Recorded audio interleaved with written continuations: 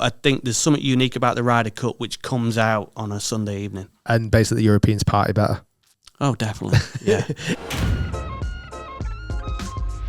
Welcome back to Rick Shiels Golf Show podcast, everybody. I'm your host, Rick Shiels. I'm here with co-host Guy, and we've got a fantastic guest on today, Mr. Phil Kenyon. Thanks for coming on. It's episode number 105. Is it? Yeah, believe it or not. Okay. I don't know if that's a good number or a bad number for you, but I quite like it. Phil's not asked, really. Good for our listeners. We're going to dive into your background, your life. You are one of the, if not the world's best putting coach. Do you ever kind of like flex that a little bit or not really? It makes me feel embarrassed, actually.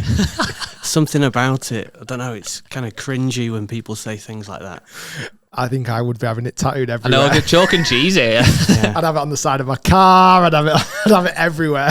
Well, it's weird because we went to McDonald's the other day and Rick pushed the front of the queue and went, "I'm the number one subscribed golf YouTuber in the world. Move peasants." Get out of the way. It's a different approach.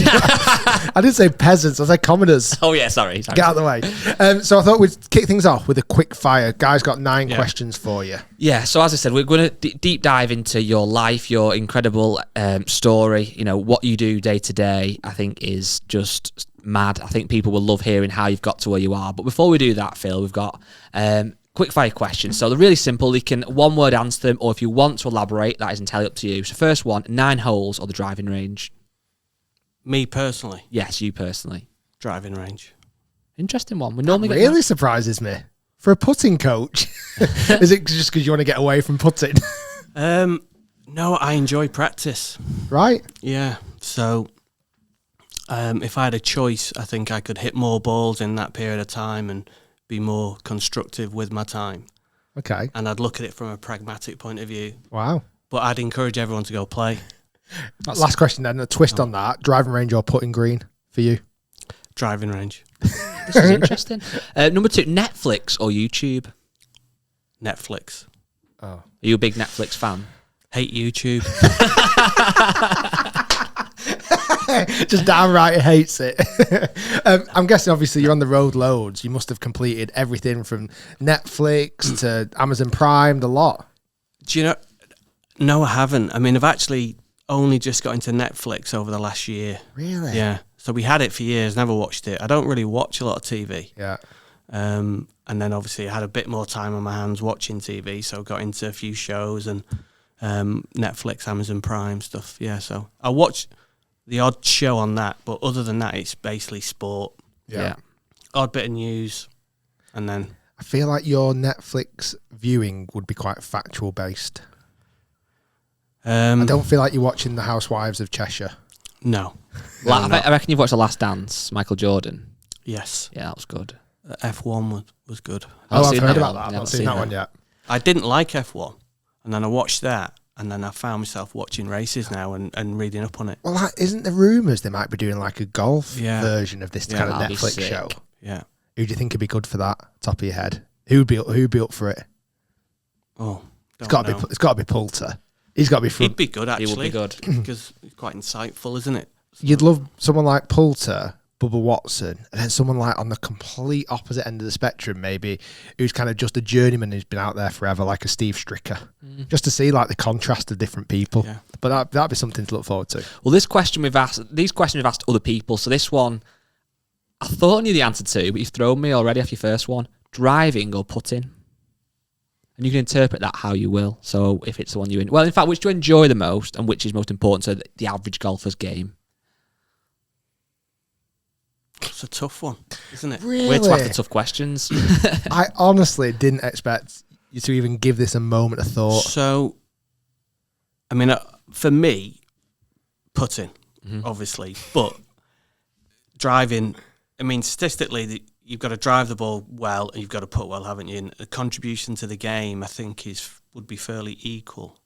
I don't know statistically off the top of my head, but like putting accounts for 20 to 35% of a PGA Tour player's performance. So 35% of a PGA Tour win is contributed by putting. I don't know what it is for a driver, but it's significant. I mean, they're both important, aren't they? I mean, so... Does it change from tour level? So does it change from a tour player's perspective, driver versus putting, compared to an 18 handicapper, driver versus putting? I don't know, No? to be honest. I feel like, well, I always think of this analogy, right? Let's say Tommy Fleetwood, okay? Yeah.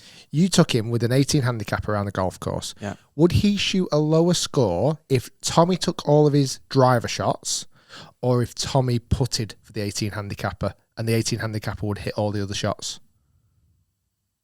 I think if Tommy drove for them, they probably score better. I would That's kind of what I say, would've thought, I would but I think didn't. so statistically because the odd 18 handicapper is going to roll in a monster, as will Tommy Fleetwood, obviously. But they're never hitting it 330 down the middle, Never are hitting they? it 330 Well, down there's the so middle. many penalty shots, isn't there, off the tee? Yeah. So you're going to avoid penalty shots.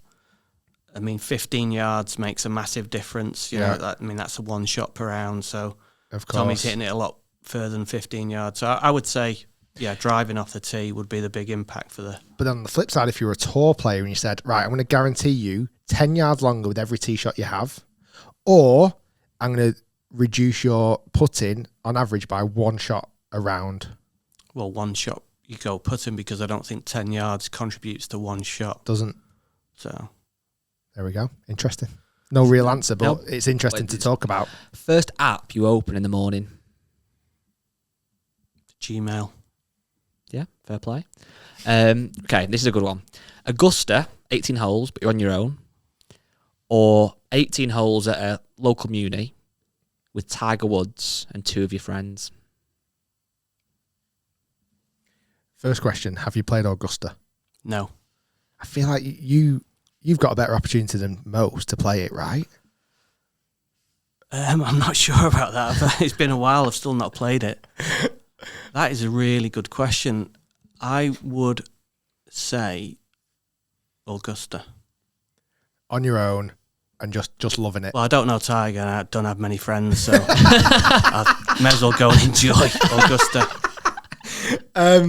Would you find yourself, obviously, if you played on someone like Augusta, and I want to come on to that topic in a bit. We spoke about it briefly. So this morning, if you don't, obviously you won't know this because you listen to the podcast. I actually had a lesson of Phil Kenyon, the world's best putting coach. This man right over here, and hopefully he's going to help improve my putting stroke. I'm going to ask you a question there about Augusta greens. Yeah. If you did go and play Augusta, for example, would you spend just hours on the greens? Like, would you just play golf? I mean, obviously you've walked Augusta many times, right? Yeah.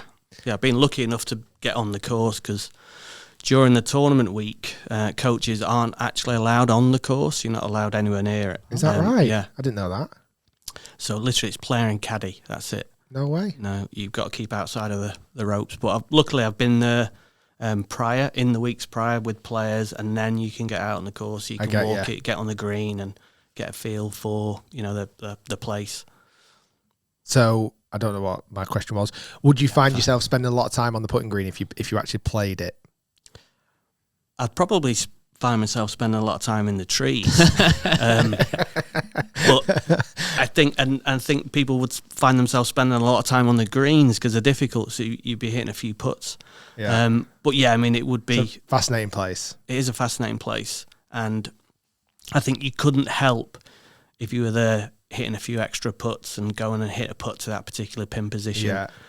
I mean, that's the sort of great thing about Augusta is when we put it on each year, we kind of know what's coming, don't we, to a certain extent. Exactly. We know the pin positions, we know the kind of difficult putts. Yeah. You can almost read the break yourself, can't you, through the TV. So, yeah, I'd spend a lot of time on the greens trying to replicate certain putts or certain chip shots around the green. Like you go to the back of the 16th, wasn't it? You'd have to.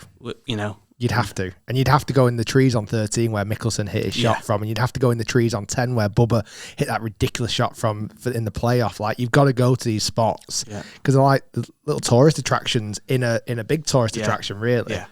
So that's the good questions. We've got a couple left. That was the good questions out the way. Your competitive questions have been good. That's now the rubbish questions. But Rick is known, obviously, as a golf YouTuber, but he's also a massive... fantastic badminton player. Well, he's a massive sports enthusiast and a massive, massive football fan, which we'll come on to. But he's also, as of late, as he says, become a huge badminton fan, and he used to quite like playing darts. So if you had half an hour spare, would you rather have a game of darts or a game of badminton? That is a terrible question, but I like the fact you put some thought into the answer. I dislike darts. Dislike it? Yeah, I find it boring. Have you seen a lot of these kind of studies where it says like darts is the hardest sport in the world? No, I'm not buying that. I don't believe that. I think it's golf. It's too stationary. You're just throwing something, aren't you? Yeah. Like, It's calculated, it's measured. I think snooker's hard. It'd be a bit like your putting green I went on today. From standing from that spot to the hole, if you did that all the time, you'd get outrageously good at it. That's a bit like darts. That's what I'm trying to get at. if darts was so hard, you wouldn't be able to have 50 pints and do it. Maybe golfers need to have 50 pints and do it. On that basis, Badminton. badminton. The last one, again, Rick's become a massive football fan as of late. Huge. Who do you support, Rick? This season is United. This season, yeah. Depends. At the moment, I'm in a transfer window of my own. Debating Aston Villa at the minute, aren't you? Either Aston Villa, Newcastle, anyone that I think might do well. Anyone in the news? Who do you support? You're a Liverpool fan. Liverpool, yeah. Good man. Buddy, I'm sandwiched between two Scousers. Oh, you Liverpool? I'm a Liverpool fan, yeah. Good result that the other week, wasn't it? It was a very good Yeah, result, exactly. 5-5. Rick texted me afterwards because he watches the games now. So Right. well played, mate. You beat us today, fair and You've square. got no chance now. You've lost your sports director. Oh, someone listened to TalkSport on the way here as well. He got heated on Talksport Yeah. on the way here, actually. Yeah, very good. Well, that was the so welcome anyway to the Yeah. podcast. You probably thought it was going to be more golf than this, but on a serious note, you as Rick said, you are renowned genuinely as the world's best putting coach. But how did you start playing golf, and how did you get to where you are now? So my mum and dad play golf. They're members at Hillside, and I think I first sort of showed a bit of interest when I was sort of 8 or 9, and then toyed with it. Didn't really get the bug, and then I think it was when I was about 11 years old. One summer, really got into it, and then that was it. I was hooked. So as a kid, played all the time. Junior member at Hillside, loved it. What a place to be as well.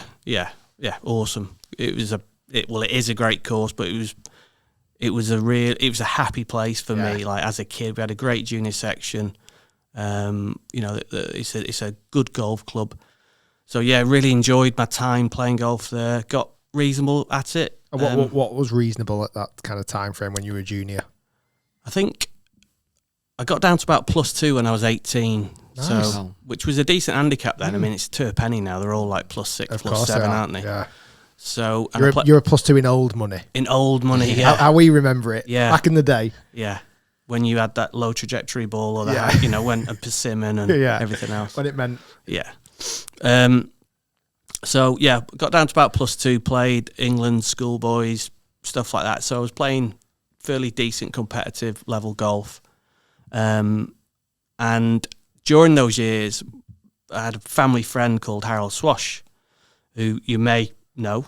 well, we do, but explain to the audience who might not. Yeah, so Harold, I mean, he passed away in 2016, but he was one of my dad's best friends, and Harold was a world famous putting coach and designer of putters and training aids. So he had like great reputation within the game, but he was my dad's best mate. That's crazy. They were really good friends. So, and Harold was always sort of helping out the juniors and spending time with people. He was a good guy to be around. So I got to know him, spend a bit of time with him, and I'd help him do certain things. I'd like carry his equipment on a clinic over at Mere Golf Club, stuff like that. I'd do certain things, and I used to caddy for him. He used to play. Really? Yeah. Is he a good player? Yeah, he was. Yeah. His claim to fame was I think he qualified for a couple of European Tour events as an amateur when they used to have pre-qualifying. Oh, wow. So he could play. And we got into trouble once actually at Hillside because we had a game, and the game was for 50 quid or 10 caddying jobs. Okay. And I won. Right. So he paid me 50 quid. But it was deemed to be gambling on the golf course, so we got into a little bit of trouble. But that was the kind of guy that he'd have probably, knowing Harold, he'd have made me caddy for him 10 times. But he was happy to pay up. I feel like, I don't feel like it was a fair kind of bet, really. Well, it was back then. A $5 for caddying was good money. Oh, really? Okay. We're talking old money here. Okay. Old handicaps and old money. Yeah. So I got to know Harold. So I was always kind of around putting and his coaching, stuff like that. 18, finished college, went to uni. And I was a bit undecided about what I wanted to do at that time. But uni was a good option for me because I got to do sports science, psychology and sports science. I was always interested in that side of things. And what uni did you go to? Went to Liverpool. Okay. So I stayed at home, which gave me an opportunity to carry on with my golf and have a bit of sort of that security and everything. So I did that. Enjoyed it. Really good. Liverpool's a great city, isn't it? Yeah. And I think I did my undergrad, and I stayed on and did a postgrad. I did an MSc in sports science because at the time I was still thinking, I'm going to use my degree in some way. And just a quick one here then. Obviously playing off +2 at 18, did you have any aspirations to turn pro? I did. At that time, yeah, definitely, but I was unsure. Right. Because I didn't think I would be good enough, and I also valued my education. Yeah. So for me, going to uni, staying at home was an opportunity for me to continue with my golf, get an education, see the best of both worlds, I guess. Yeah. So, but I was still kind of like, when I did my undergrad, I was still like, still didn't know what to do. So I stayed on, did a postgrad. But then when I finished that, I decided I'm going to have a go here, turn pro. And how old are you at this point? 21 or something? Or maybe a bit older? Yeah, so 23, something like that, I think. So it's like 5 years at university. Yeah, 4 years. I had a year out in between after college, in between uni, which I forgot about. It's a long time ago. Well, that's the whole idea of a year out, isn't it? That's the whole idea of a gap year. You're supposed to enjoy yourself and forget about it. So, I turned pro basically after I did my masters and played mini tour golf for a number of years, I think about 5-6 years. And during that time, I needed to try and earn money as well. I mean, I got some members at Hillside were fantastic with me. I had some guys that sponsored me and helped me out. And low level golf like that, it's hard. You're not playing for much money. You've got a lot of expenses. So I was also trying to earn money, and I would basically help Harold. Right. Yeah. So that tie came back around again. Yeah. And then I played. Really didn't kick on as what I would have liked to, and I think the one thing that I think I did well looking back was I gave myself a time frame of listen, if I've not hit a level by here, then you need to look at something else. Do you think that's sometimes missing in kind of golf at an early stage? Because in a lot of other sports, you'll get told you're not good enough. Really, if you're a football, you're not getting picked for the team. If you're in other sports, it's quite blunt. You're not good enough. In golf, you kind of yourself you have to do that yourself to a certain degree, because you can carry on playing professional if you want to. So the fact you put a time frame on it, do you feel like that was kind of your way of going, right, that's my deadline, that's what I've got to get to. If I'm not there at that point, I'm not going to make it. For me, when I look back, I'm glad I did that, because I think it's easy to continue, and you could easily end up in your mid-30s and you've not gone anywhere with it. And it's a tough game, isn't it? But the thing is with golf, there's always that romantic idea, and you see it where people, I think there's a guy on the PJ Tour this year who's got his card in his early 40s. Oh, is this the guy that was English guy? Yeah, I can't remember his name now, but he'd been going through David a lot of the Skins. other tours. Yeah, yeah. But he'd been through loads of other tours for a long time. That's mad. Yeah. But finally got his. I mean, unless you're playing PGA Tour or European Tour, you're not really making much money. Yeah. But he did it in his early 40s, so you'd never knock anyone. But I mean, I've been fortunate. If I look back at my career now, I'm happy with the career that I've had and the opportunities that I've had and how I've been able to provide for my family. And if I look back and think, if I hadn't have made that decision, what would I be doing? Of course. So for me, I'm glad I gave myself a time frame, didn't make it, and then for me, then I looked elsewhere. An interesting question in that time frame when you were trying to make it as such, and you were playing all these mini tours. Were you good? Were you a good player at that time? Not really. When I look back, I was crap. What was your strengths? Well, I would say I was steady. I wasn't very long. Yeah. But I'd be fairly accurate. Decent iron player. Good around the greens. Good putter? Decent putter, yeah. Yeah, I would say it was a strength. But I had Harold helping me. So, of course. I would have said. And was he working with many players at that time, Harold? Yeah. Yeah, he had over the years, he's worked with a lot of players. I mean, if you go back to generation of Faldo, Langer, Woosnam, he worked with a lot of those guys. Wow. And then More recently, Patrick Harrington, he worked with him. Yeah. So yeah, I mean, he coached a lot of top players over the years. And I don't know when this came in, because one thing you kind of didn't mention a minute ago about Harold was that one of the reasons why he also became much more popular and famous was because of his line of putters. Yeah. The Yes putters. Yeah. And when did that come into the time frame? Was this before you went to university or afterwards? When did Yes kind of come about? Just trying to think now. So I was still playing when Yes was starting to get some traction. Right. So it was fairly new when you started working with a little bit more with it. Yeah. Yeah. So I can remember sort of the early designs and the evolution, of that product. And it blew up. It went crazy. Yeah, it did. I think we were talking about before, but I mean, at one point, I think it had like second largest market share in the UK. That's crazy. There was it was the number one putter on the European tour for one event. Yeah. So they had, I think, in South Africa, it was the most popular putter used. Wow. So they had, in a short period of time, they were very successful with it. And then when I packed him playing and started coaching, that was actually a big leg up for me, in that within a couple of years of just sort of coaching full time, Yes wanted to take the product on tour. Yeah.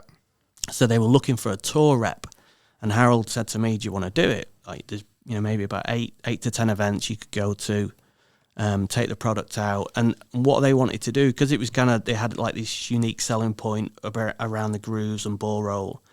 What they wanted to do was to provide a fitting service, rather than just like handing out putters. Let's go and fit people, educate people around the product. So Harold put my name forward to the company, and the company said, "Yeah, it's a perfect fit." So I went out and sort of did that, and it was good for me because I knew some of the players I'd played golf with at junior level or professional level. Throw some names out. People like Ian Garbett, who was playing there, Mark Foster, guys like that. And you were going out on European tour doing this? Yeah. So I went out there, and you're there, you're fitting pplayers, and you're spending time with players, you're learning from players. Yeah. And they're also then picking your brains, and they appreciate that you're coaching, and it was a good experience for me, because it kind of put me into a certain environment that I learned a lot from, and built relationships, and then started to help people, and that was gave me a real leg up in terms of my coaching. So, quick one. When you realised you gave yourself a deadline of playing, did you already have coaching in mind? Yeah. Was that natural where you were going to go into? And when you stopped playing and started coaching, did you go straight into putting coaching or everything coaching? More or less. I mean... Like, did you do your PGA at that point? Yeah, I did my PGA, I did at Hillside. At the end of your playing my career final year. Such. Yeah, final year I enrolled on the PGA. I was doing that at Hillside. I was teaching at Hillside. Yeah. So Brian Seddon was a pro then. Yeah. I was doing that under Brian. Started the YMG program, which was Young Masters Golf, so teaching the kids, had that going. Yeah. Teaching a few of the members, but then also working with Harold. But I'd say within 2 years, it was very quickly became just like 100% putting. Right. Because you had a passion in it. I had a passion and an opportunity. Well, the opportunity, isn't it? I had the opportunity and a passion. Yeah. Harold had, like I say, a great reputation, and there was an opportunity to help him there and develop some of the stuff. So yeah, it was a combination of both. Quick question. It's kind of not off topic massively, but obviously, yes, putters, they're all named after women. Yeah. Is there any story behind any of these women, or was do you want the official line or the X-rated line? Whichever you want to give us. Both, ideally. No, they were. So I don't know if you remember when Retief Goosen won the US Open. I do. So he won it with a particular model. Yeah. And I think the model had us like, and it was named like a number, or it was an uninteresting name. Now, I don't know if I'm probably allowed to say this or not, but I think there was at the time some discussion in terms of a commercial agreement, possibly with Retief, and whether they were going to sort of, name the putter after him or something like that. Anyway, it fell through. Okay. So they named it Tracy, which is named, Retief's wife is called Tracy. Ah. And then from that, they just name the models after significant women that were involved in the company in some way. No That's way. cool. So like Well, there's an Emma. which is Tracy. Harold's granddaughter. All Oh, right, wow. Callie. Yeah, I'm not sure about Callie. I'm trying to think of some other off the top of my head. There was- I had a Tracy too. I remember just loving that putter so much. Yeah. So nice. I think I might have had a Callie now. I've just said that, but Yeah. so that's the story behind it. Yeah, they were basically named after significant women in the company or associate with the company, and then obviously there are a lot of different models come out. So whether then they just end up being ladies' names, I'm not entirely sure. But Not sure Yeah. where they came from, but yeah, yeah. That they take me back to my junior days. Even Yeah. looking at them now on Google, I think it was like 2003, 2004 season has been. That was when golf was my absolute life. yeah. And I remember that at the time they weren't silly money either. From what I remember, No. I feel like they were about between 1,800 quid. Might be a bit of a blurred memory on that, but that's what they were definitely cheaper than your Odyssey and stuff at the time. And they were just, everybody had them. The C groove technology. Yeah. I mean, obviously I didn't go into the technology that you have today, so I couldn't see it massively working, but it felt like it did. The wind grips they had, the magnetic head covers. It really, looking Even back just now, I'm the sad. colourway, Yeah. the yellow and the black, it was quite like The grip was. I forget now who came up with that decision, but at the time you didn't have different coloured grips, and Yeah. it kind of stood out. You could put the CV on, and you knew instantly. I recognise that. It's putter. funny, isn't it, how in golf, like looking at a certain club from an era can really take you back to like Yeah, a time. massively. yeah. There was a Tiffany, Elizabeth. They were great. And that, as now people might see, Bettinardi have made a very similar one for Matt Fitzpatrick. That's been all over the. Is that Tracy 2 kind of shape? Yeah, so Matt used a Tracy 2, and he's used it since he was 15. I fitted him for that putter when he was No 15. way. Yeah, Honestly. yeah. So I've known Matt and coached him since 15. Wow. So he's used that particular model up until last year, and he was sort of basically replacing it.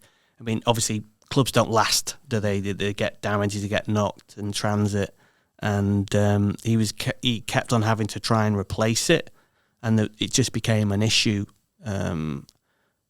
And ultimately, a manufacturer basically replicated that putter for him. Right. Yeah. I bet I've got a couple spare in my storage. I think I'm going to Could've go on pulled them out. eBay tonight and try and get one because they're Yeah, so well, good. I think he was buying ones off eBay eventually and getting them That's refurbed. crazy, isn't it? But they're never the same. No. You No. know, they don't sit. They sit differently. Yeah, And it's his exact one that he wanted from when he was 15. So does that tie us in quite nicely with, was that a process that you did out on tour? Or was that separate again? So when you fit Matt with that putter, no, Matt came to the studio. So we had this studio in Southport, Okay. which was actually above the distributor for Yes Golf, right? because that was within the UK. Harold's son-in-law sort of ran the distribution. Yeah. So we had this putting studio above, for want of a better word, a warehouse. Yeah.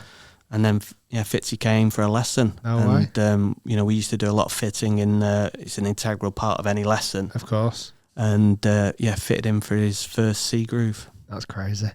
So you're 23, 24, you're out on tour now, fitting for Yes and providing a service for the players and kind of building that side of your new business, your career as such.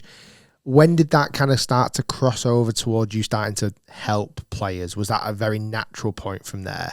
Or did you have to almost move at different levels again? Yeah, so I think every year sort of rolls into one, doesn't it? But I'm in my late sort of 20s here now. Yeah. And the first few years, I'm big responsibility in terms of the tour stuff. I'm doing my coaching outside of that, back at home in Southport. But then I'm building a sort of bit of a reputation, a bit of a client base out on tour. And I remember there was a point where a few guys actually said to me, listen, we'd like to formalise this. I need to pay you for the help that you're giving. Because you're there and you're just helping players. It's part of like effectively your role, building relationships, helping players. Of course. And that was and you're just trying to make them put well with that putter. Yeah, they're using the product at the time. Yeah. But fitting can often progress into coaching. Of course it can blend. So, and Ian Garbett was basically my first client. And it's Right. quite funny because Ian now is one of the tour managers for Callaway. Is he So really? so I have a relationship with Ian now because I work closely Yeah, with of Odyssey and course. Callaway. And Ian was one of my first clients, and he was like, listen, you're helping me, I need to pay you for it. So I went to Francis Ricky, who's the CEO of Yes, and I'm like, Francis, I've got these clients, they're wanting help and they want to pay me for it. You know, what do I do? Are you happy with this? And Francis was, as long as you do your job, then you can do as much coaching as you want and, you know, arrange what you need to be. So that was great. Talk about an opportunity. Yeah. Again. So that was great for me. So it gave me that freedom and you know, made sure I did my job in terms of Yes Golf, but then, started working more and more with players. And then ultimately that kind of snowballed to a point where I couldn't do both of those roles. So I basically relinquished the job as tour rep just to focus on my coaching. And did you find that as soon as you started, because obviously your coaching at the moment have been local people at the golf club, members, maybe some beginners, maybe some juniors. It's not a whole lot of pressure coaching people of that ilk, typically. It's nice and enjoyable. As soon as then you've got Ian paying you money, hard cash, to be that person's coach, did you find there was a shift in responsibility, almost in pressure on you as such? Not really, no. That's good. Yeah. I mean, the one thing that I would say is early on in my coaching career, because of Harold, I was exposed a lot to good players. So I was in at the deep end in that sense. And I think whenever you're working with a better player, there could be a sense of responsibility because it's easy to mess them up, isn't it? So I never felt like that because I'd always been in and around working or in and around people of that level. Yeah. And I think everyone's important, aren't they? Whether they're someone new to the game or a 10 handicapper or whatever. So you just focused on trying to give the best lesson. But I never felt any additional pressure in that way, which is good because really you don't want to. Yeah, it's really you don't good. want to feel it. Like I remember, Brandon Grace was one of the first ever tour pros I met. So he moved over here to Manchester. He was working with like ISM, and he came over here, I think, with Charles Schwartzel and Louis Houston Hazen at the time. And I kind of formed a really nice relationship with Brandon. I really got on with him, played a bit of golf with him, but dead casual. I wasn't never kind of helping him as such. And I moved to Trafford Golf Centre, and he came to come and see me. Wanted to hit some balls. I had a flight scope. He wanted to get some numbers. And he kind of just said, Rick, do you mind videoing my swing? I'm going to send it back to my coach. Instantly, I was like, oh my God, like I'm videoing a swing of like a tour player. And I wasn't even giving him any advice. I wasn't helping him. But it for me, because I probably did go from beginner, junior, the local member to boom, up and coming tour star, one of the best players that could, you know, obviously we know now he's gone on to be a world beater, one of the best players that's played. I was like, oh my God, this is like a huge level of responsibility. But that was from A to Z very quickly, where you felt like you'd gone up that graduation over a period of time, which is nice. Yeah, that's not to say that you don't have experiences where you feel nerves or you feel responsibility, because I could go through them, but at the time I never felt like, oh, I'm in at the deep end here, because I'd been in at the deep end earlier on probably.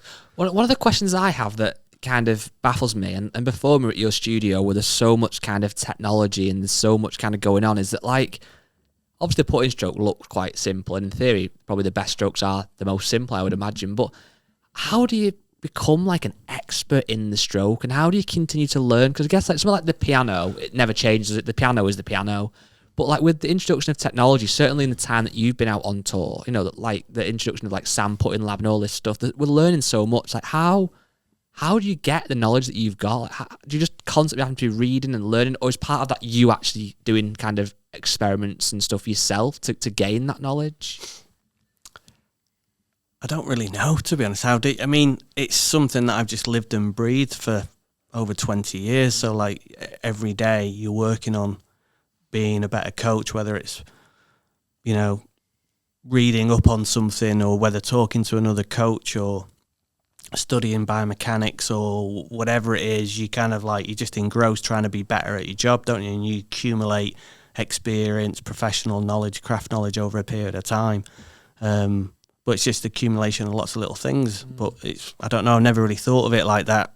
But ultimately, if you've studied an area for 20 years, you're going to have more knowledge and experience if you studied it for a week.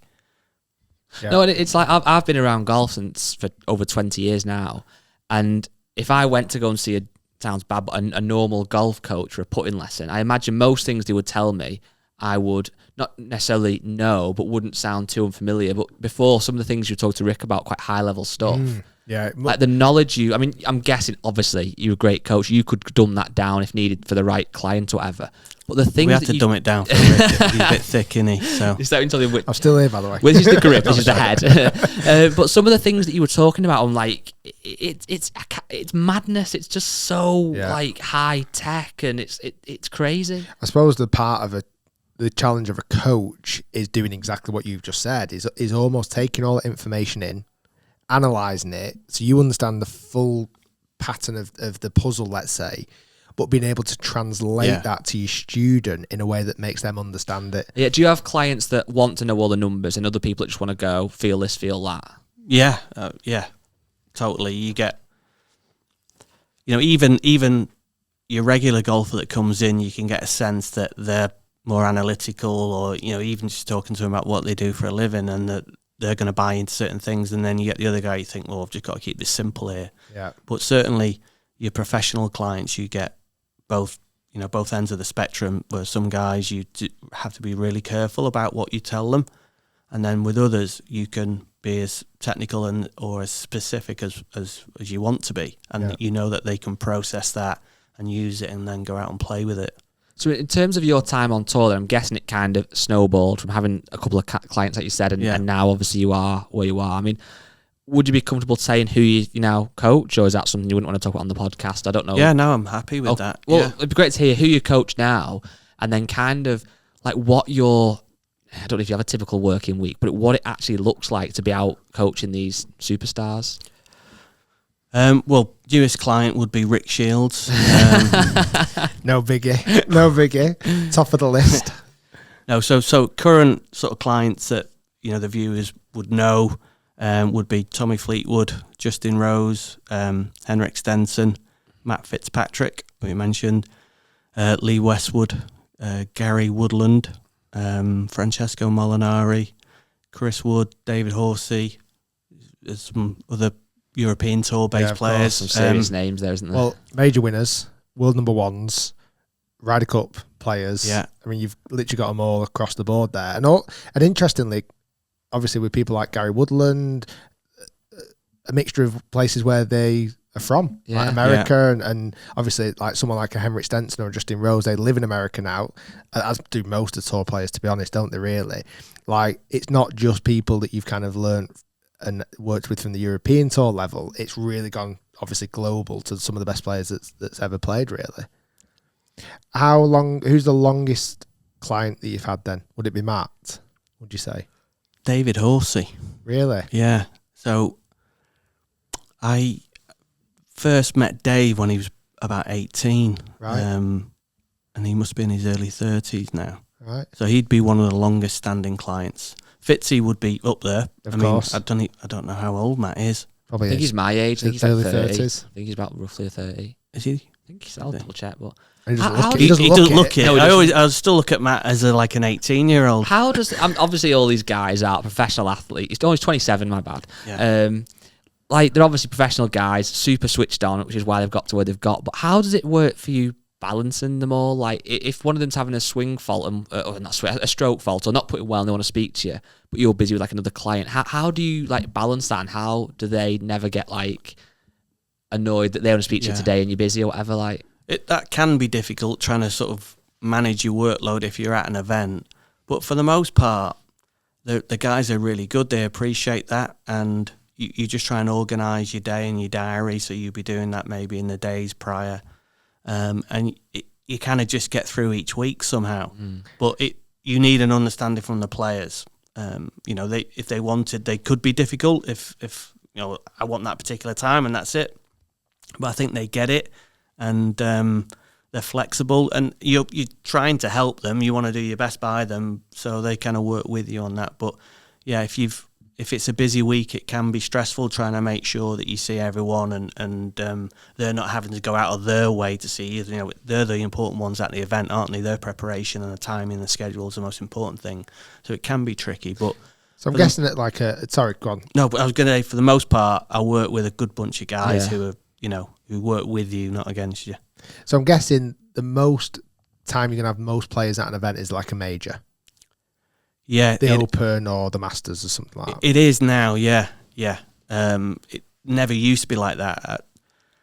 I do remember being in Abu Dhabi once and I had 13 players at the event. Oh my God. Is that the most? That was the most. I was like, oh my God, what am I doing here? I'm not going to get through this week. And then I managed to, which was ridiculous. Wow.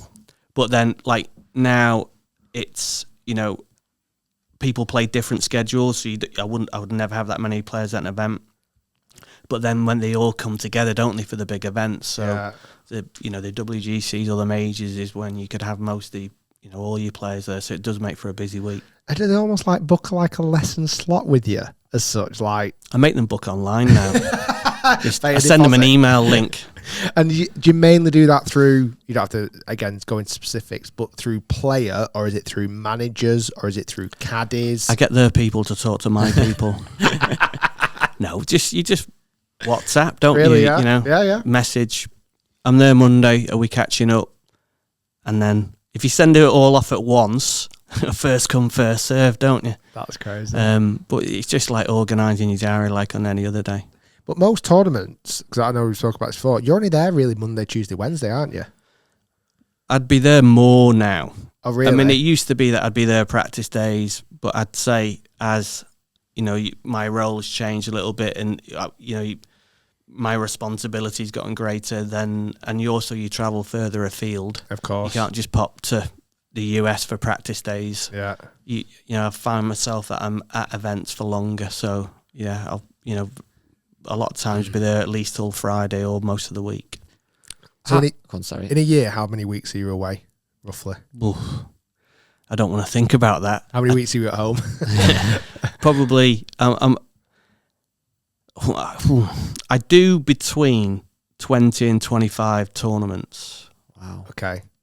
Now, they're not always full weeks, but then I do have other activities and other aspects of my job which also take me away as well. Of course. So, fair amount of time overseas. How does it normally work then? Like, I'm just looking at the world rankings now, and I'm going to pick, I'll look at John Rahm, number one.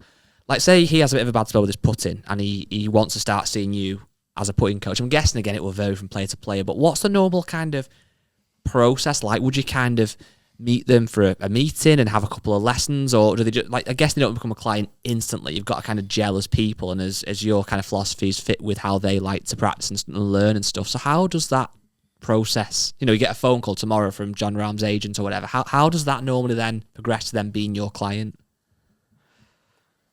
It's not that different to what, you'd expect, really. Is at some point they've decided that they're struggling with the putting or they need an opinion, and either the player or an agent would reach out and say, can I get a lesson? And you'd meet with the player, you'd give them an opinion, and then you'd leave it with them, and then they're either going to follow up with that or they're going to, do something else. So, and something like that first, let's say, meeting, is that normally done in private, away from media, prying eyes, where gossip can start, or is it often on just a putting green at a tournament? It could be either. Really, yeah. I mean, a lot of the times it is at an event, so it is in the public, or other players can see or whatever. But I mean, ideally, I like to try and see a new student away from an event, ideally at the studio, where you can get all your data, get your analysis, you've got the time to go through stuff. You don't feel pressurised or rushed, and they don't have a tournament to worry about. Of course. So, yeah, I would prefer a student to come and see me in the studio, get our stuff, go outdoors, whatever. I mean, I remember the first time that I actually ever saw Rory. Rory came to Formby Hall. That's Okay. mad. That's which was crazy. a little weird. And I remember thinking at the time, because of you've been to the studio, and that the window that overlooks the studio, basically you can see through the. Well, it's frosted now, but did it not used to be? It wasn't frosted? at the time, no. But we put some temporary blinds up because I was thinking if Rory comes in, and then people are in the shop and they can see it, Just like watching going. you're gonna end up, So yeah. So there's an element where you are wary a little bit about privacy. Of so we put course. some blinds up for when he came. But yeah, ideally get them away. You got that privacy, you got that time. Yeah. But very often you're not afforded that chance, and with schedules and stuff like that, you could be asked to give an opinion to someone at an event. I feel like I've got so many questions, but just No, one I more. I feel like mine are always about, like, I don't know, but like, let's just say again, Tommy Fleetwood's coach, you obviously are, and Tommy was having an amazing run. He's putting great, he's hitting it great, and he's gets to world number one, which obviously I'm sure you would be delighted with, and you'd obviously have played an integral part in doing so. And let's just say again, John Rahm is then world number 2, and his putting's bad. That's what's let him lose that number 1 position. Well, that's a good question. And John Rahm comes to you and says, Phil, you're the best in the business, which obviously you are. I want some help with my putting. I want to get my world number 1 spot back. How does that feel for like you then? Like, you've obviously got so much interest in all your athletes, clearly, and Tommy is killing it at this imaginary time. Do you then take on that world number 2 in John Rahm, or do you speak to Tommy for how does it work? Because if you give John that advice, you will give him, and then crack on to be number 1, and Tommy's not anymore, he might be upset. How do you balance it all? Yeah, it's a good question. It's a judgment you'd have to make at that time, and I guess the nature of sort of golf coaching is it's not like tennis where you have like one coach looks after a player and they have a contract with them, and then that's so like in golf coaching, it's been commonplace for a coach to have different players. So it would not be uncommon for that to happen. I guess it depends on different things. I mean, it's the capacity, isn't it, to be able to work with however many players at that level, because there's a lot that goes in and around working with a world number 1 than working with a guy that's ranked 500. So just naturally there's going to be a lot more in the demands and the schedules and stuff like that. So could you physically work with the number 1 and number 2 in the world? It might be very difficult to do that. And then there is the personality aspect with a player. He if they're very competitive, do they want you? Of course. So, I mean, I'm fortunate I've never necessarily been in that position, and it would be a difficult one, and there'd be a lot of things that you would need to consider in that. And certainly what would be at the forefront of that is the relationships that you have already with players. But I know, Tommy's the kind of player that he'd be more concerned about me than he would about himself. Really? Like, so if he thought that was a good opportunity for me in my career, I don't know. I mean, that's a feeling I have with Tommy, but I'd also, nice. try and put my guys first at the same time. It could also be quite political, couldn't it? Like, you've really got to please a lot of people a lot of the time. It is.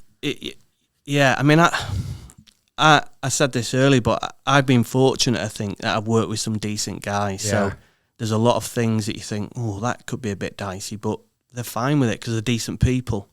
So, but there's a lot of things that you think, ooh, that could be a bit spicy if that happened. Or have you ever turned down a client? Yeah. Have you? Yeah. Because you like them, or because you didn't have enough time, or combination of things, really. Yeah. That's interesting. Yeah.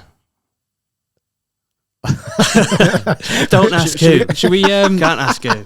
Should we jump onto an email? Let's jump onto a quick email. So one of the things we obviously would like to have you on, Phil, and we've got more stories to come. The insight you've got is class, and you can tell as Rick and I got so many questions. Well, I made no notes on questions today because I just knew there'd be so many coming naturally. But we have a couple of features of the show we do every week. Normally it's just me and Rick chatting nonsense, and one of the features we have is called Dear Rick, where people can email in Rick a question about anything. Agony aunt. Yeah, exactly. Rick, now, they can be from all sorts of different things. This one's a bit of an equipment one, which isn't massive to do with putting, but I think we can tie it in nicely with the putters, and I think I'd love to hear your take on this. So it says, Dear Rick, and they're always anonymous, by the way, love your content and the banter between you and guys. It's a nice start. With the continued emergence of these direct-to-consumer companies from brands like Ben Hogan, etc., how do you feel this will change the pricing of golf clubs and the major brands? Let's be honest, the argument of fitting is not all that strong because the vast majority of golfers will just buy Tatterston Ping and Callaway irons from a retail store simply because of the brand name. Will the quality of irons for cheaper... Will the quality of these... that's not quite... Basically, he's saying, will brands start having to lower their costs to compete? And what's the pros and cons of buying these direct-to-consumer brands? So again, he's talking more irons. Yes. And how... Well, should we almost spin it on putters almost? Because it's the same story, isn't it, really? Broader. For me, just off the cuff, the advantage of direct to consumer is typically it's cheaper because you're not paying a middleman. The downside is that you don't get to feel it, touch it, swing it, move it, like have a fitting with it. That's obviously the biggest downside. But I think as a lot of people you mentioned there, a lot of people will go to a store and buy off the shelf. It's still very common to happen. A lot of manufacturers or companies are trying to not do that these days, but they will do. Even I've got guilty of that sometimes, where what he's saying with direct to consumer, that's obviously just not an option. You can't ever get custom fit. It would be interesting to hear on kind of your take on putters though as well, or just equipment in general. I switched off halfway through that. Like, do you who's think, bothered writing that? Oh, we get some good ones. Do you think fitting is an absolute 100% necessity for every golfer? Not for every golfer, no. Because some people are that bad. You know, having a perfectly fit golf club is going to make very little difference. Yeah.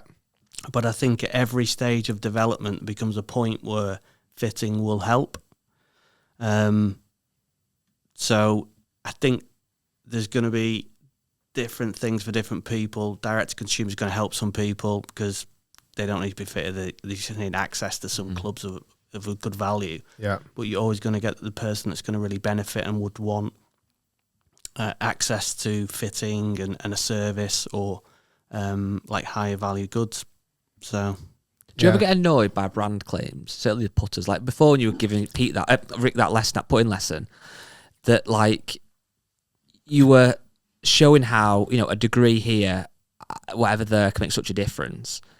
And that's down to the person and the putter, how they control that putter. But yet you can hear a brand saying this new alignment. It absolutely does my tits in, if I'm honest. And you hear it all the time. Claims from manufacturers about X, Y, Z, and the reality is, it often doesn't make that much difference in terms of performance. They'll claim, we can improve something by 20%, and really that 20% improvement is insignificant to overall performance anyway. But it's a great marketing claim. Or they'll talk about optimizing certain things, which that optimization doesn't need to be like that anyway. It doesn't work. So there's all sorts of claims, which I think are BS. Yeah. But they make great stories, and they create attention or whatever. So yeah, I do find that a frustrating part. It's great for golf. us reviews. Like sometimes it is the story that we can kind of latch onto and go, oh, that could be quite interesting. Let me review that idea, or let me review that claim. Obviously, you work closely with Odyssey, Callaway. Did they ever bring a product out you're like, oh, I'm not sure if that's going to work? Certainly the putter market. Well, I think, you'd be stupid to believe that every product you bring out is perfect. I mean, the one thing I like about my relationship with Odyssey, Sean Toulon, Joe, Luke, all those guys, is they respect my feedback. Yes. And they ask for it. They don't want me to sugarcoat stuff. And so, I give them honest feedback about it, and they can take it on board or they don't. Of course. And I think they do a pretty good job in terms of trying to improve and develop stuff. And they'll hold up their hands and say, yeah, that range wasn't good enough, but how can we improve it? I mean, everyone in every walk of life, what we do is not perfect, but can you get better, and can you produce something that's continually evolving? Learn from the mistakes. It's funny though, isn't it, with putters? Because if you look on the PGA Tour, the European Tour, you'd be hard. And someone might comment an example now. You'd be hard to find a pro golfer playing for a living who's using a driver that's more than like 4 years old, wouldn't you? Really, most of them are going to be playing the latest or maybe the last model, because even that half a mile an hour of ball speed year on year, it's worth having. But yeah, with putters, and Tiger's obviously one of the most famous for this. He's got a putter that's 20 years old, whatever it is. Yeah. Technology has massively changed in putters, and it will continue to do so. But people who are playing for a living still often play with an old, like you said, Matt Fitzpatrick, an old piece of kit that just works for them. Do you think that's the confidence with the putter as well is just as important as technology and trust. Well, I think it shows you that there are a lot more skills and other factors involved in which influence the performance on a putting green than what it does, off the tee. Mm-hmm. So I think technology has more of an impact off the tee than what it does on the green. And there are technology has improved on the green, but the marginal gains there can be significant gains if you look at how driver technology has improved over the last 10, 15 years. Mm. So, you're always going to get someone that puts really well with a certain putter that'll use it for 10, 15 years, because even the best technology is not going to actually improve their performance that much because there's so many other factors involved. Do you think if you could have a time machine now and go back 20 years, but have all the kit you've got in your studio, and you got given like Nick Faldo, you could make him or Greg Norman, whoever, even better than they were and how dominant they were back in the day with what you now know from science and stuff? No, I think I was naive enough to think when I was younger as a coach that, if I get a chance to work with him, I'll improve him. But you never know the dynamic until you get in with that student. Until you get under the bonnet of the motor, you really don't know what's going on. So it's easy to look at someone and think, I can improve him. That's quite interesting. But until you get the chance to work with them, you really don't know. Mm. There's so many variables. So I think it'd be naive to think, I could go back in time, I'd improve him, or if I could work with him, I would improve it. You'd like to. I'd love to go back and work with Nick Faldo. He was a boyhood hero, or work with Sevi or whatever. I mean, that'd be fantastic to go back now to my younger days and look at those iconic. One of my one of the best experiences I've had was I built a putter for Sevi. Oh my really? Days. Yeah. How did that come about? So, what was the year that Tiger won the Open at Hoylake? 05, was it? Was it as late as that? I'll have to Google it. I feel like it was, but I might. Oh no, that's wrong. 05 was at St Andrews. So I was still doing stuff with Yes at the time, and Sevi played in the French Open that year. I think it was his last Open Championship that he played in at Hoylake. It'd help if I could spell. 06. I think. 06. Yeah. So he picked up a Yes putter, Tiffany, in France at the French Open. This is Sevi, picked up a putter. Yeah. So, and in particular, I think there was a few things that we needed, like loft and lie changing. I can't remember the exact spec, but he also wanted the white sight lines kind of covered so that it was black. So, and the Tiffany had this kind of like multiple layer sort of circular lines through this middle section. So I had to black all those out. Right. And then he said, I'll be on the range. So I went and did this, and then I walked down. He's just on the range. It was late on in the day, and he's got like people around him, and walked over and gave him this putter. And so that was my claim to fame. No way. I shared a few words with him. But for me, like when I grew up, Sevi was my hero. So just even to be able to say I built a club for him was very cool. Isn't it? Did he use it? Yeah, he did. Yeah, he used it in the Open. That's awesome. Do you remember the putter that he had, the STX one? I don't. Like a rubber weird shape thing. It was Tiffany was fairly sort of similar shape, so I think what Tiffany looked like. You know what? I feel a little bit gutted that I was just outside the Sevi era, because like you missed out. Well, you're saying now you work with the best golfers in the world on a day-to-day basis, and like I could see that in your face. So people that are listening, if you want to watch the podcast as well, in your face how chuffed you were about that story about Sevi, and even speaking to him. And we had David Cannon, who's got that book just behind you, all about Sevi. And like I bought the book. Yeah, people like that, he's an absolute god. And I feel like I know that, but I didn't really watch him enough to feel that connection. I wish I did, because everyone that has met him or played with him or speaks about him, I feel like from the sound of things, you had that amazing era where you caught the glimpses of Faldo, Norman, Sevi, and then blended so nicely into Tiger. Yeah. Where I feel like me and Guy Tiger, Goose and VJ. That was it. We came in straight at Tiger, and everything before that didn't exist. It does now, obviously, as we've grown older, and you kind of look back at it. I am gutted about that, though. I would have loved to have been more. I might watch some more videos and stuff about Sevi. I feel like I need to be better educated. Charisma. I've got an interesting story when you talk about Tiger. So Tiger played I think it was 97, was it? Or you played at the Lytham, at the Open at the Lytham. Well, he won the Masters in 97. Right, so obviously. it's 96 then, Yeah. probably. Okay. So he plays, did Tom Lehman win? Or I think that was. I'm sure my brother got an autograph off him in '96. So I'm still playing amateur golf then. But a mate of mine at the time caddied for him at Lytham. Oh my Called God. Richard Noon. He was a member at Lytham. Tigered for caddy. He caddied for Tiger Caddied for Tiger. What did I say? Tiger for caddy. Yeah. No, so he caddied for him. Yeah. And obviously, like, everyone started to know about Tiger at that point. And the following week, we were playing North of England youths in a tournament. And we're talking with Rich, and we're like, so how did you caddy for him then? And Nooney always thought he hit the ball miles. And allegedly, like, Tiger hit it miles. Well, how do you caddy him? Like, what do you do for clubbing wise? I just told him what I did. That was his claim to fame and story. But And he hit it 20 yards big every time.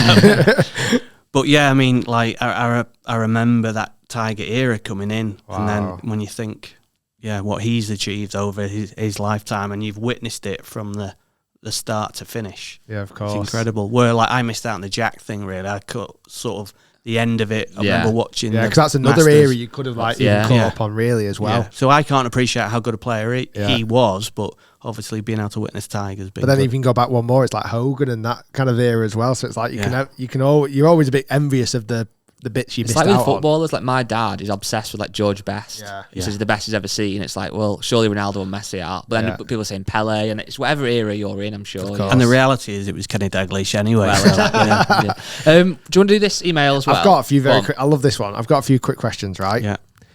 Who is the best putter that's ever lived? Oof. I don't think you can actually answer that question, because you can't answer it objectively through stats, because Is it like Ben Crenshaw? Is he? You could argue. You could probably say likes of Crenshaw. There's one I'm thinking of. No, it's like the older guy. I'm gonna have to Google it. God, in your opinion? So you could put people like Ben Crenshaw, Brad Faxon, Luke Donald. You know, in the more modern era, we've got some stats over a period of time.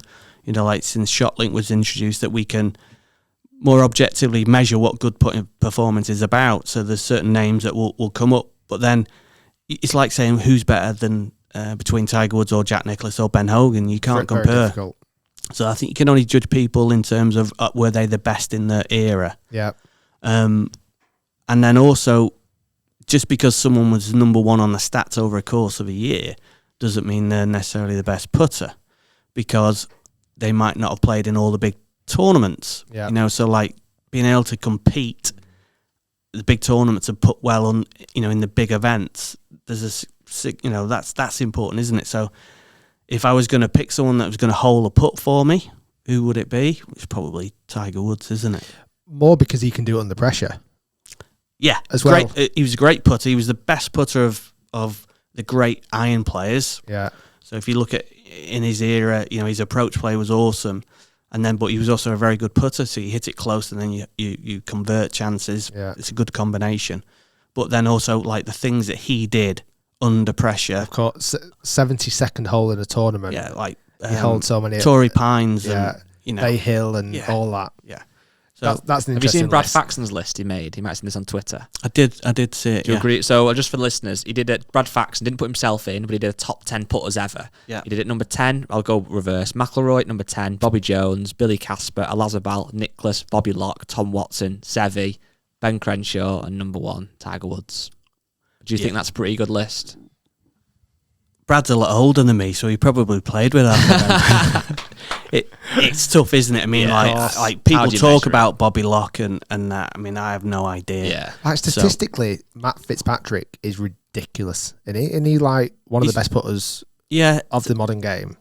I would say there was someone's got a website, stats website, which accumulates a lot of data, and Matt was up there in modern times, putting wise. And his data, I mean, Matt plays a lot in Europe, and like historically the stats haven't been great in Europe in terms of publicly accessible, so people will just derive a lot of the data from the PGA Tour. Yeah. But if you compare, I mean, Matt collects a lot of his own data, but if you look at his data across both tours that he's collected over a period of time, then yeah, statistically, he would be one of the better putters. There's something else I was going to say then. Like, also, what's mad? We've had all this chat and not even spoke about Spieth. Yeah. Well, yeah, great. Because I know Faxon's put that list together, but I think if you looked at head to head, Spieth versus like someone like a McIlroy, he's obviously, I think he's done some work with McIlroy, but Spieth has got to be one of the greatest putters, certainly from that 25-30 range that's kind of ever lived. I mean, he literally holds outrageous amounts. Yeah, and can you really judge someone like midway through their career? Does it not have to be like when the careers come to say true? So I think I don't like making judgments like that, really, personally. Before we come on to this, one more quick question. I've got two more. Because that was a perfect way. You're going to link that to making judgments. Which golfer? Yeah. Do you think would have dominated more if their putting had been Vijay Singh? Simple answer. So if Vijay Singh Sunk more putts. I think so. Yeah. Yeah, you seem to be pretty like bang on with that. Well, how many majors did he win? Is it one or none? No, he won the Masters. He won the Masters. I'm going to have a look now. He's won a few. I feel like we should know all these stats more. You're not chatting to No Laying Up now, by the way. You're chatting to me, guy. Yeah, but like, I don't claim to be a PJ Tour nut. Oh no, he's won 3. He won 98 PGA, 2004, and then he won the Masters in 2000. I remember the Masters, to be fair, but I forgot about the PGA. So he's won 3 majors. And had a second and third at the other 2. Yeah, and a lot of that was in his 40s, wasn't it? Well, yeah, he's 58 now, so yeah. He, I remember he won at Akron with a negative strokes gained putting, which is very rare to do. Normally, the winner gains about 5.2 shots per event. Yeah, and he won it with negative strokes gained putting. Oh my goodness! Which is very rare that someone would do that. But I would have a guess at if he was. Yeah, if he put it as well as Jordan Spieth or Jason Day or some of these other, top players, then he would have won a few more tournaments. Because he was one of the few guys that actually really challenged Tiger, wasn't he? Yeah, definitely. Like major-wise, definitely. He used to be never compromised putter, I feel like. Yeah, he did. Sure he did. Black and grey, and he also used one of the ones where the red dot at the back, what are they called? Seymour putter as well, I'm sure he did. Interesting story about him. So... I know this story from one of the caddies that used to work with him, but he got everyone around him to address him as the best putter in the world. So when he'd go to work in the morning, the caddy had to call him the best putter in the world.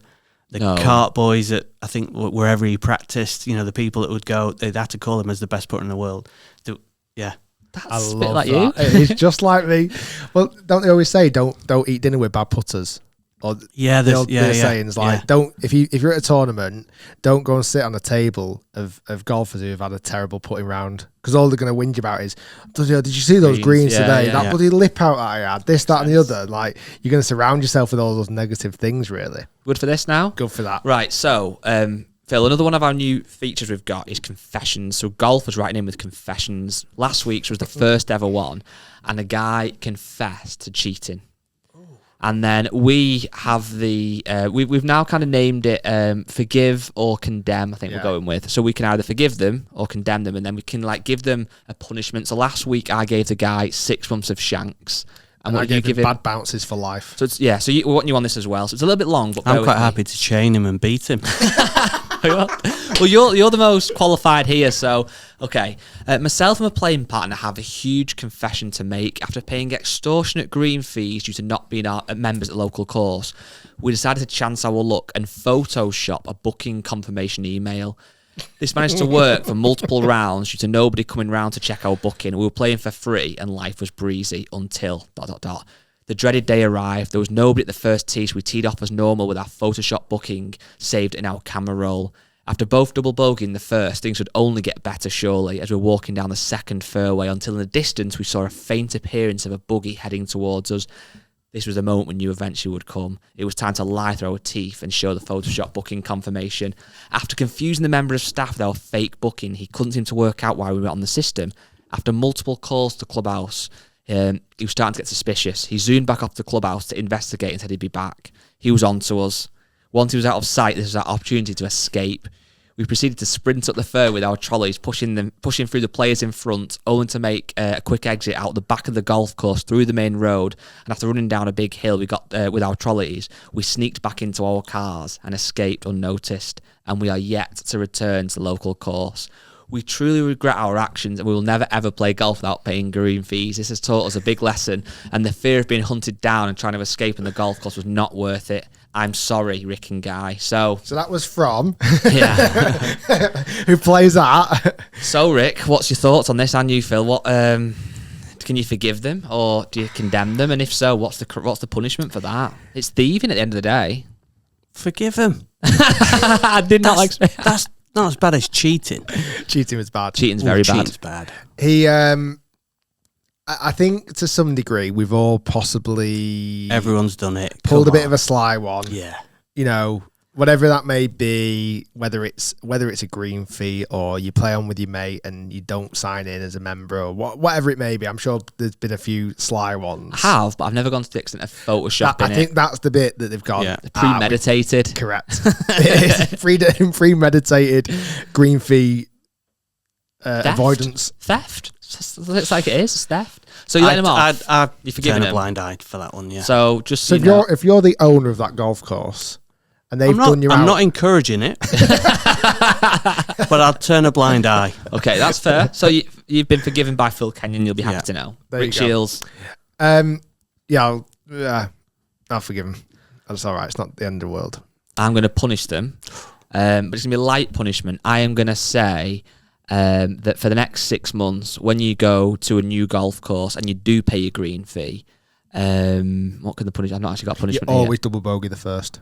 Well, they already do that. So by the sound of it. Yeah. Already. You're going to get stuck behind a slow group of seniors who won't let you through, and it will rain on the 15th hole every time you play. Fair dues. For 6 months. 2 more questions for you, That's Phil. good. I've got more, but 2 more. Because I think these will be good stories. Can you name me the time that you were most nervous as a golf coach? Driving to the final round of the 2016 Open. At Troon. Yes. So you were obviously coaching Stenson at the time. Yeah. So I remember waking up and thinking, shit, I feel a bit nervous. You know, when you get the butterflies and I used to get it when I used to play. I never really sort of got it coaching. Was this because it was literally a 2-horse race? Well, you go in to warm up a player who's going to compete. He's in a final group competing for a major. But it wasn't even a final group. It was a match play situation. Oh, well, yeah. I mean, one or two of them was going to win. But I think even if that wasn't the case, I think I would have felt nervous because, you know, last group out, major. It's the pinnacle, I guess, isn't it? Yeah. Really? Was this your first major victory? Well, I'd worked with Darren Clark when he won, Right. but I wasn't there at the weekend. Okay. I'd gone home. I was watching it on TV, and it was a slightly different scenario where you're there, so you smoking a cigar and opening a bottle of hiding champagne behind the couch. But you know, you're there, and you kind of witnessing it all at first hand. You could easily say the wrong thing. So yeah, I do remember being particularly nervous driving down to the club. And then obviously when you get there, you kind of get into it, don't you? And then when Henrik comes, he doesn't look nervous, so you kind of like... You can't look nervous at that situation, can you? No. So I had elastic bands around me, waterproof trousers, and just ploughed on with the job. And he was great in his warm-up. It was like, yeah, you knew that he was ready.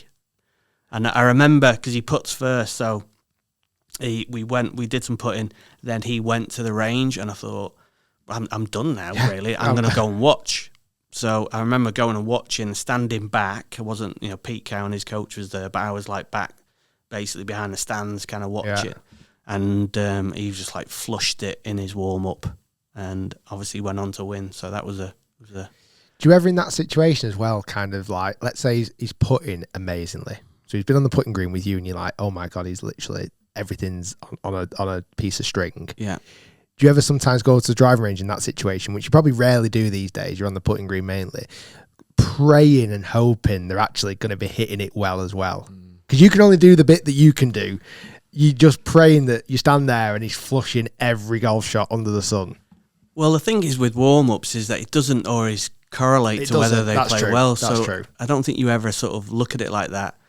I share a few clients with Pete Cowan, and we'll always have a bit of a joke where if they're leaving me from the putting green to the range, I'll just say, "Don't up now, Pete," and he'll do the same to you. and he'll do the same to me. So, but no, I mean, the warm-up's the warm-up, isn't it? Yeah. And then even if they warm up great, it doesn't mean that they're going to go play well. So you don't really attach.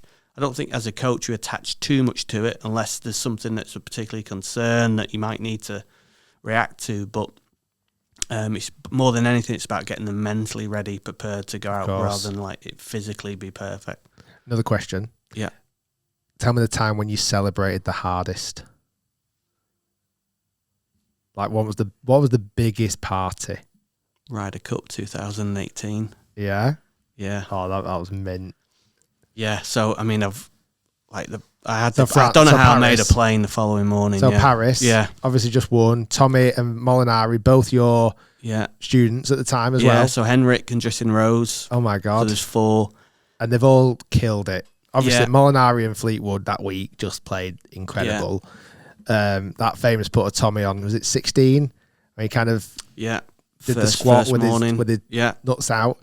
That was a proper. I mean, that was huge. At the time, they were 3-0 down, weren't they? And they managed to. I was there on the Friday. I can't quite remember all the scoring and stuff, but that party after would have just been ridiculous, isn't it? Yeah, it was amazing. It's probably one of the best weeks of my life in like a sporting work context.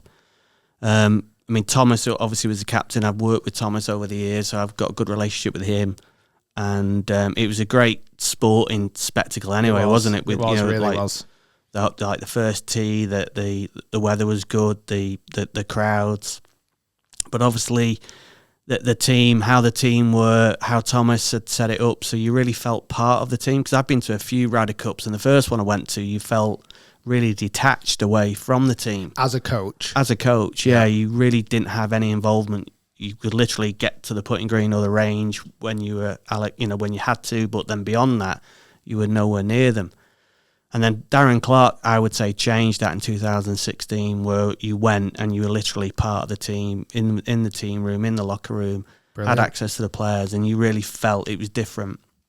And I think Thomas took that and he ran with it, and it was slightly different because we had the coaches had their own team room, and you were allowed in at certain times and stuff like that. But that was great because you still felt like you were really being looked after, and the players, that team were really good. And it's such a good experience to be part of, to see how they interact with each other on weeks like that. I bet. So it was just a great week, and obviously we won. They had a party afterwards, which was incredible. So and everyone just got absolutely larruped.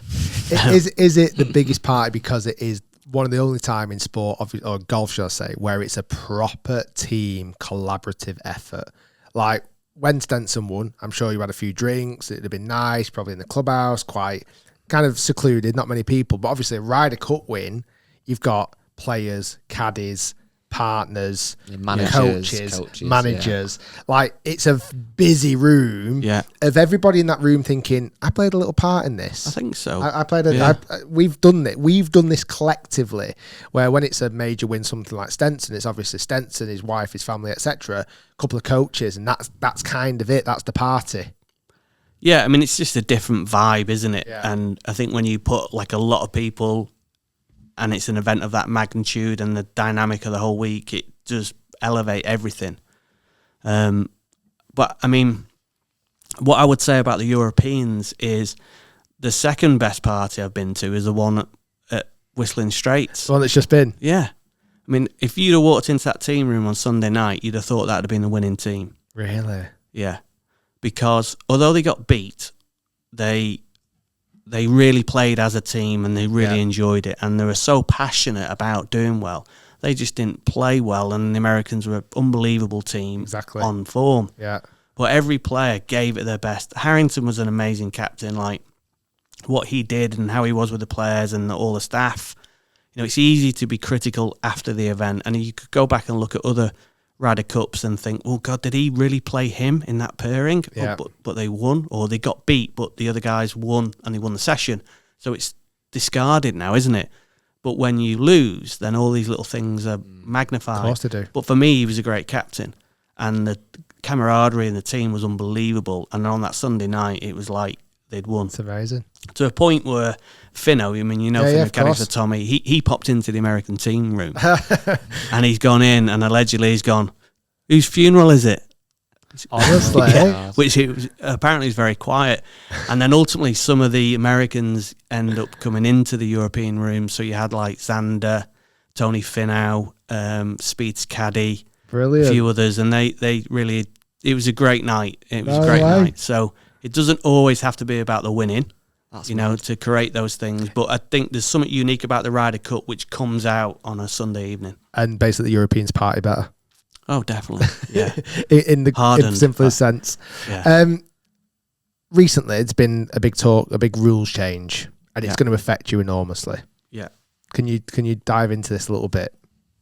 Kind of what? Obviously, I saw your tweet. You weren't happy. Yeah. Well, elaborate on this because I'm not massively clued up. I don't I'll know let Phil. Phil will be better at describing it. So, next year they've basically brought in. Effectively, I think it's like a local rule which will allow them to ban the use of green books. Okay. And this is just PGA Tour? Well, this is, I think, agreed across main, the main worldwide tour. So it'll be European, I think, PGA.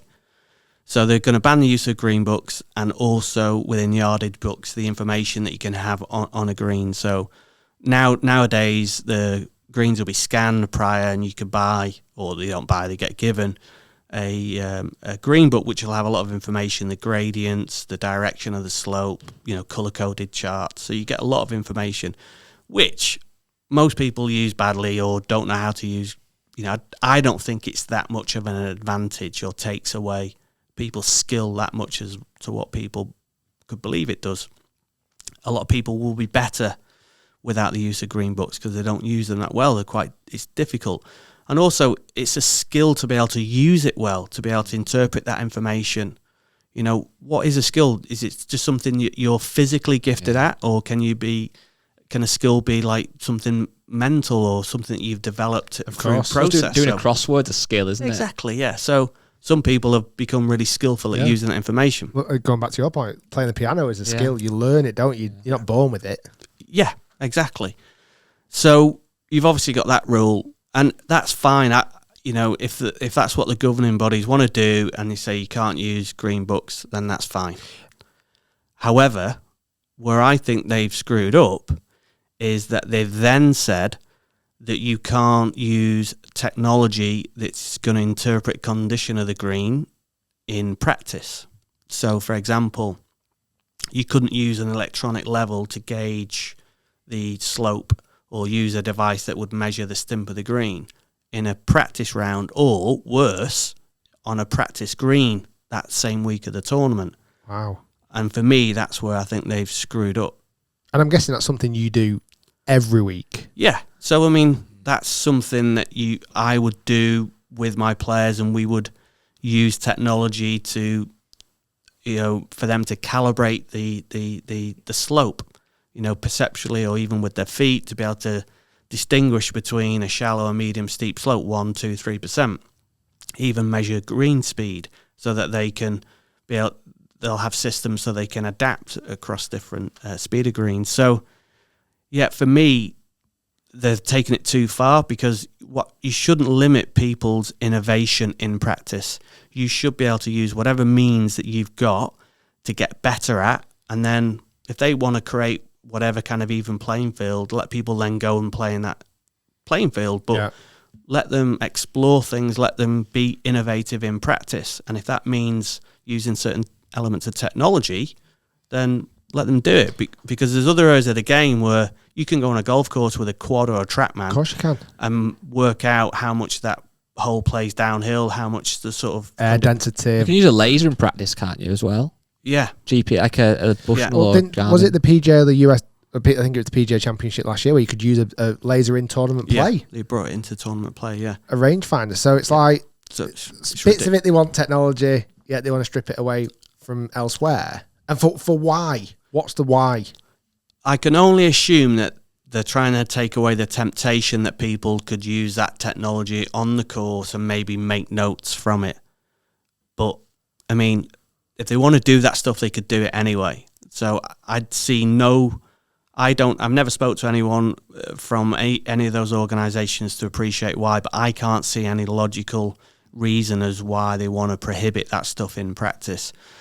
Like, I actually would say, if they're trying to say it's about, well, we're trying to encourage skill or people, more skillful people to come to the forefront, I think it's skill limiting by saying you can't do certain things, because some people will be too lazy to bother trying to develop themselves using technology. Other players will look at these, marginal gains and work hard and try and become more skillful. Yeah. So you're allowing people to become skillful by taking advantage of the technology that's at their disposal. I can tell you're passionate about this. This has annoyed you, hasn't it? It really annoyed me. But one of the things that annoys me is, I think in recent years, the putting is an easy cop out for them. Let's change this. Let's do this. When the reality of the matter is that's not really affecting the game at the moment. A green book's not bringing people into the game. It's not really like a slow play issue. Whereas there are bigger issues in the game that I think the governing bodies are ignoring. Yeah. And choosing to pick on putting. To be seen to be proactive about trying to shape the game in a positive direction. So either you need to bung the greenkeepers a bit of dosh before the week and say, what's that level at? Or what's that? I mean, or Phil would be going out at like midnight with like a balaclava on, like running across with his digital spirit level. Does seem a bit crazy. It seems like it's something that doesn't need to change, and they're just changing it for the sake of it, just to say, oh, we are making it harder, or we're making it more challenging for the players. I can see why they're doing it I can understand and appreciate what they're trying to do on course, because I think some of that feedback has come from the players where they don't want access to the green books. That's fine, but don't limit how people try and get better off the golf course. Yeah. I don't. And where do you go next? Like, why can someone use a quad on the course in practice, but not use a level or another device on a putting green? It doesn't make sense in that respect. And will it, going back to that point, will it be the putting green, the designated putting green for that week? Don't really know how it's going to pan out. I mean, hopefully they might modify that rule. I don't think it's written in stone and that's what they're going to do. But what they'll do, they'll kind of put these preliminary rules out that are subject to change, or they're going to, considering change, and sometimes they'll listen to feedback and then adapt them. So hopefully they're going to do that, because speaking to a lot of players, they think it's stupid. Yeah. So it's crazy. Quick plug for your website. You mentioned it earlier. Yeah. PhilKenyonPutting.com. Yeah. If you sign up now, you get a free gift, 8 videos to help improve your putting. Yes. Give the listeners and the viewers just 3 super simple things that they could do to improve their putting the next time they go and play. Sign up to philkenyonputting.com is the first one. What did I say? That's right. That's the first tip. Sign up to philkenyonputting.com. Yeah. And watch number 2 is watch video number 1. And then watch Rick Shiels. It's difficult. I think like putting is a very individual part of the game. So to give like generic tips. Of course. But what I see people get when it comes to putting, they get really tied up in knots. So like go and visit your PJ Pro, get a lesson, and try and get an idea of how you control your start line, your speed, and your read. So look at putting as in terms of 3 skills which you've got to master. Yeah. And technique plays a part in terms of your start line and your speed. But, look at it from a skill-based thing, and what are the key things you need to do to affect your start line, whether it be aiming the putter better, whether it be developing a better motion in terms of your stroke. And then look at how well you can read greens. I mean, we spoke about it today. I think Yeah. that's one thing that's particularly overlooked by the average golfer. They don't comprehend how important that part is. Of course. So, yeah, try and understand what your patterns are around those 3 skills. It's very difficult to do on your own. So I'd recommend going and getting a lesson. One of the things that we try to do with the online academy is to help people analyse those 3 skills and then direct relevant videos to them. It's part of the process that we do online. So it's a difficult one, but that would be my comment or answer to that. It's easy, isn't it? Hit it straight at the right. It's at the right speed at the right line. It goes in. Phil, that was amazing. It was very good, Phil. Thank you so Pleasure. much. Thanks for inviting me. I feel like I could have asked you a million more questions. I always do when I've got a guest on, because I just find life, certainly in your situation, is so unique and different that I feel like I get to see you at tournaments every now and again, but asking some of the questions about how you manage your life, how you manage your clients and stuff is always super interesting. So you've been very appreciative of your time. Yeah, pleasure. I'm glad we didn't get any questions blackboard by you by saying nope, you can't ask. I can't ask that. I was expecting a few sort of, I mean, I think I got away with it there, actually. Well, due to a part 2. The problem is, though, we'll be driving home. I'm like, Christ, I could have asked that. I know. And all the comments will be like, why don't you ask him this? Why don't you ask him that? Anyway, Phil, thanks for your time. Pleasure. Good luck you. for the rest of the tournament with your players, and I look forward to seeing you get your next player to number 1 in the world and win many more majors. That'd be nice. Yeah, and then for everyone listening, if you want your confession read out next week, email us, podcast@rickshiels.com. If you've got a good dear Rick as well, email those in and rate us 5 stars on Apple or like us if you're watching on YouTube. See you soon. It's all right.